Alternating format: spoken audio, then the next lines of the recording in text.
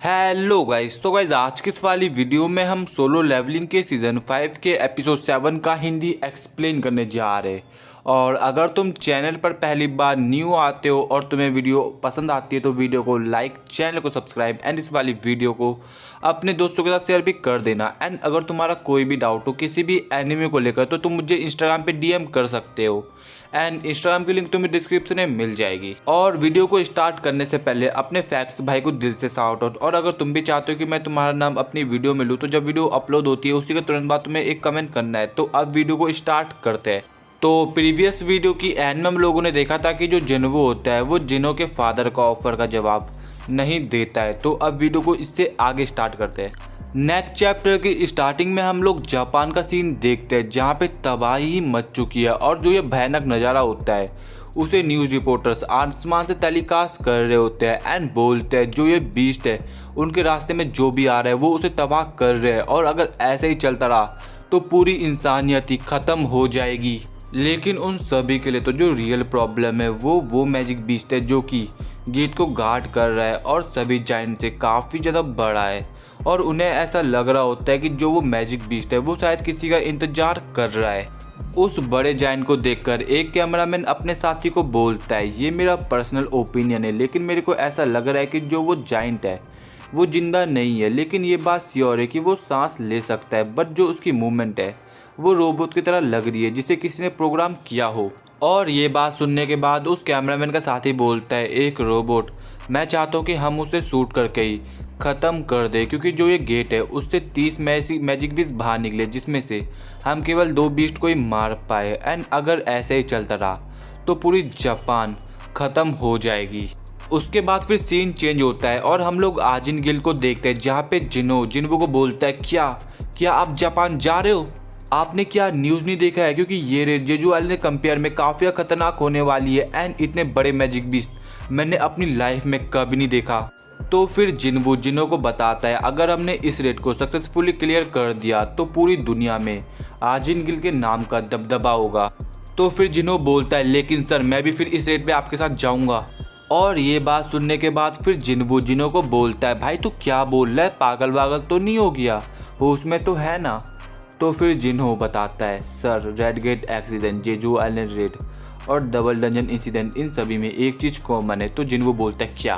फिर जिनो बोलता है क्योंकि इन सब में मेरा नाम नहीं है, मेरे को भी अपना नाम बनाना है, मेरे को शर्म आती है क्योंकि मैं बस एक ही चीज़ गर्व से बोल सकता हूँ कि मैं आपके साथ हूँ।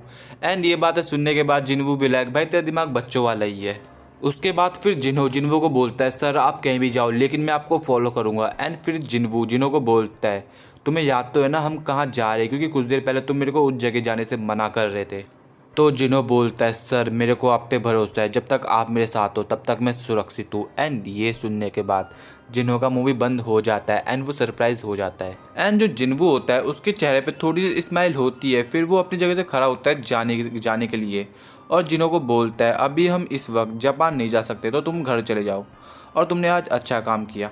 उसके बाद फिर सीन चेंज होता है और जो जिन्वो होता है वो अपने घर की तरफ आगे बढ़ रहा होता है लेकिन वो अपने मन में सोचता है कि वो अभी अपने शैडो सोल्जर का यूज़ नहीं करने वाला। लेकिन जो आर्किटेक्ट है वो मेरे जितना ही ताकतवर था लेकिन मेरा 100 लेवल है, तो इसका मतलब ये होता है कि अभी इस दुनिया में मुझसे भी ज़्यादा ताकतवर लोग एग्जिस्ट करते हैं। और ये सब सोचते सोचते जिन्वो अपने घर पहुंच जाता है। तभी जिन्वो की मॉम जिन्वो को बोलती है बेटा जिन्वो खाना बन चुका है तो खाना खाने के लिए आ जाओ। उसके बाद फिर वो खाना खाने के समय अपनी मॉम से पूछता है जिना कैसी है। तो जिन्वो की मॉम बताती है कि जिना को भूख नहीं लग रही है एंड इसीलिए उसने खाना नहीं खाया। उसके बाद फिर सीन चेंज होता है एंड हमको जिनो के फादर एंड जिन्वो का कन्वर्सेशन दिखाया जाता है जहाँ पे जिनो के फादर को मना कर रहा होता है कि उसके पास इस बीमारी का इलाज नहीं है। तो फिर जिनो के फादर जिन्वो से पूछते हैं तो फिर तुम्हारी मॉम कैसे ठीक हुई?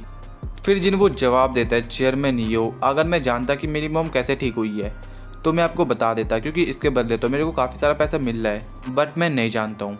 इसके बाद फिर जिन्वो वहाँ से चले जाता है एंड चेयरमैन यो जिन्वो को बोलते हैं मैं समझ गया कि तुम क्या कहना चाहते हो। उसके बाद फिर जिन्वो उस जगह से निकलता है और लिफ्ट में होता है तो वो बोलता है ऐसा हो सकता है कि जिनो के फादर मुझसे सच बोल रहे हो लेकिन मैं अभी उन पर भरोसा नहीं कर सकता क्योंकि मैं उन्हें अभी अच्छे से नहीं जानता हूँ। ये भी हो सकता है कि वो बीमारी का नाटक कर रहे हो और उन्हें होली वाटर ऑफ लाइफ चाहिए हो क्योंकि मेरे पास अभी होली वाटर ऑफ लाइफ काफ़ी कम बचा हुआ है और इसीलिए मेरे को उस चीज़ का यूज़ काफ़ी संभल कर करना पड़ेगा।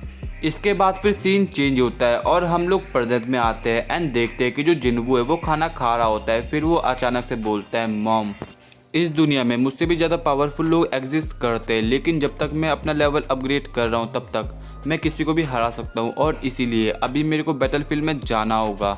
ये बात सुनने के बाद जिन्वू की मॉम उसको बोलती है, तुम भी अपने फादर की तरह ही हो, क्योंकि जब उन्हें एक बार इमरजेंसी कॉल आई थी खाने के बीच में कि एक जगह आग लग गई, तो वो बीच खाने से उठ गए और लोगों को बचाने के लिए चले गए।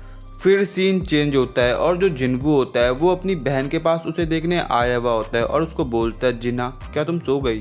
तो जिन्हा बोलती है हाँ। तभी जिन्वू बोलता है, मेरे को तुमसे कुछ बात करनी है। तो जिन्हा बताती है, यार मेरे को बहुत नींद आ रही है, मेरे को सोने दे भाई। इसके बाद फिर जिन्वू अपनी बहन के साथ बैठता है और वो अपने मन में सोचता है कि वो बात को स्टार्ट कहाँ से करे। फिर वो बोलता है, जिन्हा अभी हाल ही फिलहाल में एक रेड हुई थी जिसमें मैं लगभग मारा जाने वाला था। तभी जिन्हा सोने का नाटक करती है क्योंकि उसे ये बात सुन के अच्छा नहीं लग रहा था। तो जिन्वू बोलता है, अरे मेरे कहने का ये मतलब नहीं है, मैं बहुत बार ज़िंदगी और मौत के बीच झूल चुका हूँ, लेकिन इस बार मेरे को सही में लगा कि मैं मारा जाने वाला हूँ, क्योंकि वो जो डंजन था वो काफ़ी ज़्यादा खतरनाक था। लेकिन एनीवे मैंने उस डंजन को मैनेज कर लिया और मैं ज़िंदा बच के वापस आ पाया, और जितनी बार मैं घर आता हूँ तो मेरे को काफ़ी ज़्यादा खुशी होती है। फिर वो जिन्हा के सिर पे हाथ रखता है एंड बोलता है, अब मेरे को जाना पड़ेगा। और ये बात सुनने के बाद जिन्हा के आंखों में आंसू होते हैं क्योंकि उसे अपने भाई की चिंता हो रही है। फिर जिन्वू बोलता है, थैंक यू, तुमने मेरे को ये नहीं बोला कि मैं इस साल घर में ही रुकूं। इसके बाद फिर जिन्हा जिन्वू को रोते हुए बोलती है, तुम मेरी बात कभी नहीं सुनते जिन्वू। लास्ट में जिन्वू अपनी पावर को रिलीज़ करते हुए जिन्हा को बोलता है, मैं जल्दी वापस आ जाऊँगा और चिंता मत करो, मैं तुम्हारी हमेशा रक्षा करूँगा, फ़र्क नहीं पड़ता तुम मुझसे कितना भी दूर क्यों ना हो। उसके बाद फिर सीन चेंज होता है और हम लोग मिस्टर गो को देखते हैं जिसको न्यूज़ रिपोर्टर्स हाईलाइट कर रहे होते हैं क्योंकि अब साउथ कोरिया से आजिन गिल जाने वाली है जापान की मदद करने के लिए। इसके बाद फिर जिन्वू सभी के सामने भाषण देता है और फिर मिस्टर गो से हाथ मिलाता है। फिर हम लोग साउथ कोरिया के एयरपोर्ट को देखते हैं जहाँ पे जिन्हों भी जा रहा होता है अपने कंधे में बोझा टांग के, और अब इनका मिशन है जापान के एसरेंग गेट को सक्सेसफुली क्लियर करना।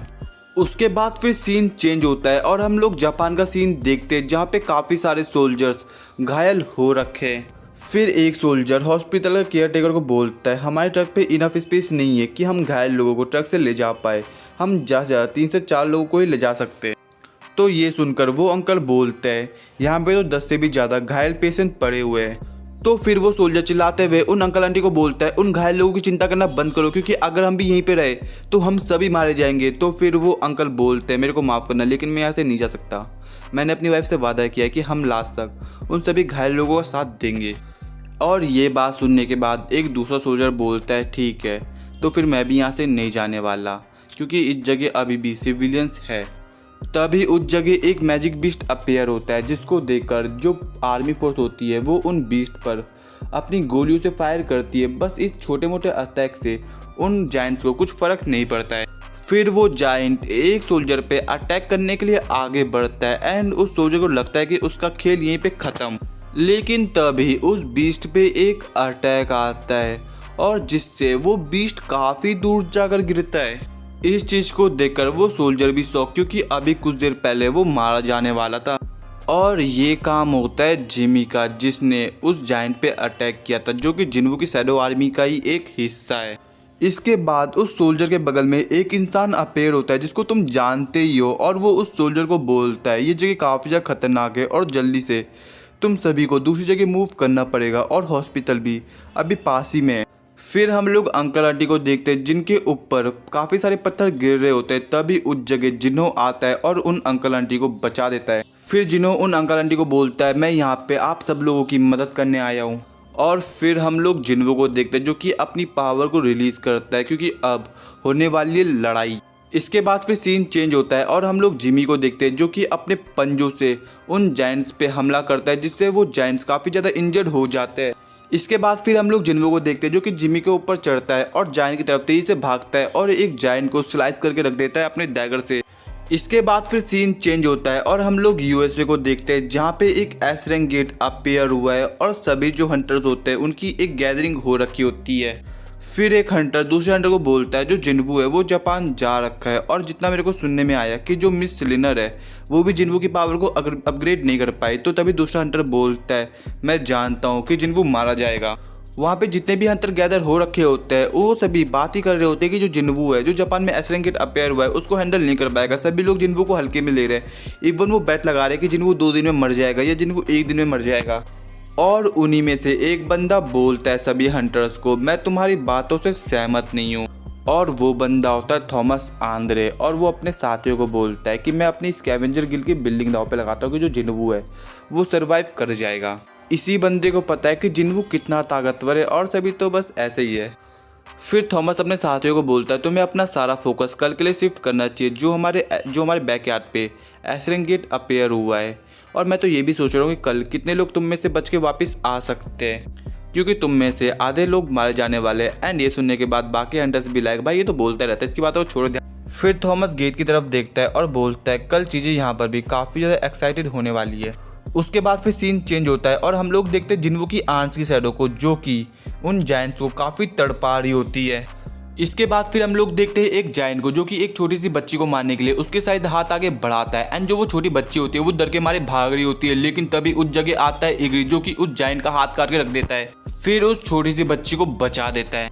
और इस चीज़ को देखकर बीस्ट को काफ़ी गुस्सा आता है। तभी उसके पीछे आयरन भी होता है और वो पीछे से उस जायंट का सिर ही फोड़ देता है। इस पॉइंट ऑफ टाइम पे देख के ऐसा लग रहा होता है कि जिन्वू ने सभी जायंट्स को मार दिया और जायंट्स जिन्वू के सामने कुछ थे ही नहीं। उन जायंट्स को मारने के बाद जिन्वू बोलता है अराइज, एंड यहीं पे जो अपना एपिसोड है वो खत्म हो जाता है। तो गाइज अगर तुम्हें आज की वाली वीडियो पसंद आई हो तो वीडियो को लाइक, चैनल को सब्सक्राइब एंड इस वाली वीडियो को अपने दोस्तों के साथ भी शेयर कर देना। तो अब मिलते हैं नेक्स्ट वीडियो में, तो अभी के लिए